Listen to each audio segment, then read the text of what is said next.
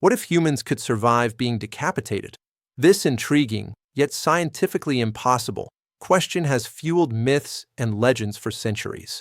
Today, we'll delve deep into the biological realities and explore precisely why this persistent myth is, in fact, scientifically impossible, examining the intricate mechanisms of the human body and brain.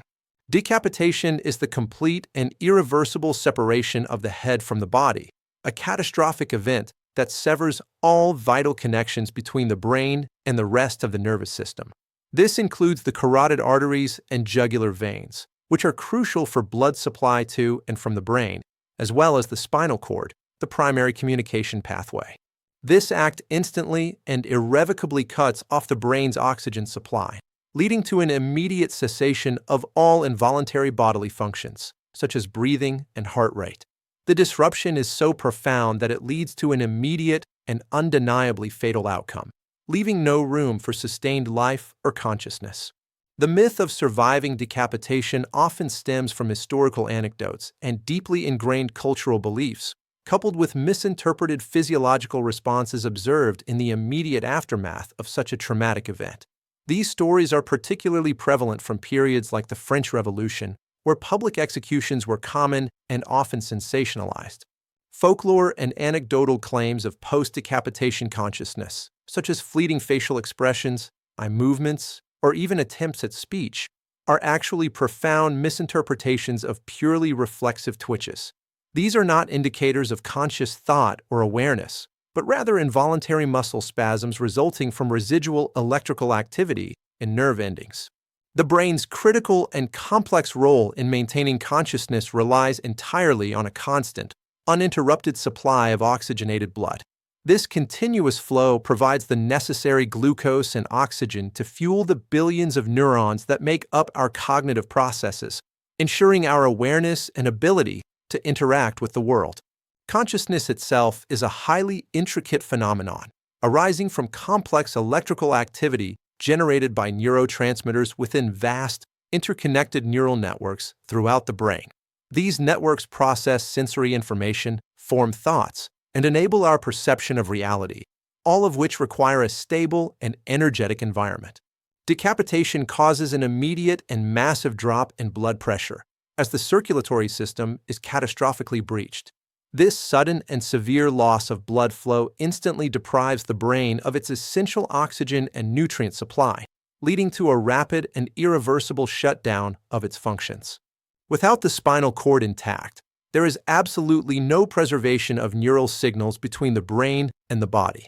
This complete severance means that the brain can no longer send or receive information, leading to an instant and absolute cessation of consciousness and all bodily control. Any observed post-decapitation movements are purely reflexive actions, not conscious ones.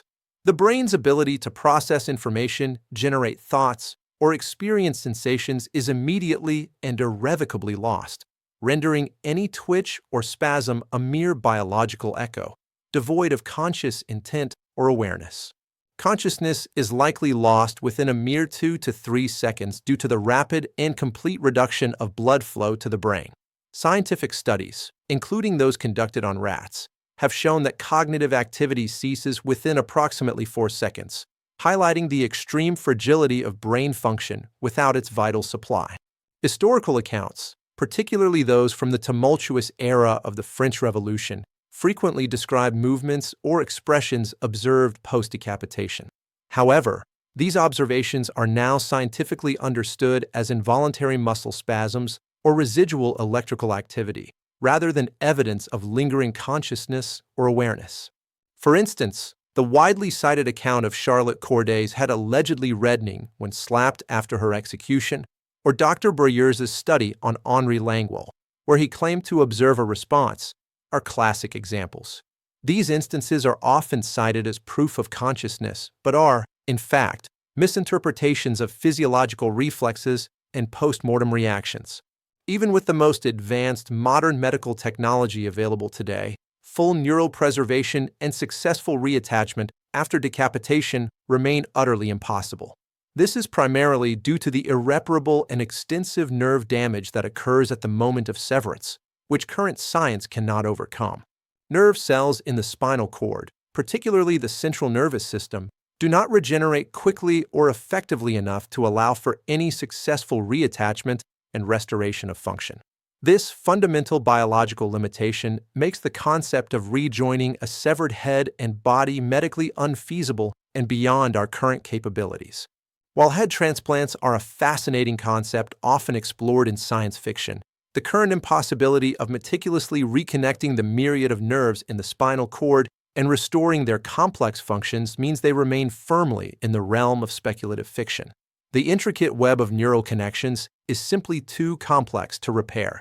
Concepts like cryonics, which aims to preserve bodies at low temperatures, or advanced science fiction scenarios, often explore the theoretical preservation of consciousness. However, current scientific capabilities unequivocally demonstrate that such preservation is utterly unattainable after the catastrophic event of decapitation. The phenomenon known as the wave of death, observed in rat brains post-decapitation, clearly indicates the irreversible cessation of organized brain activity. While some individual cells might theoretically rally if immediately resupplied with oxygen and nutrients, this does not equate to the restoration of consciousness or integrated brain function.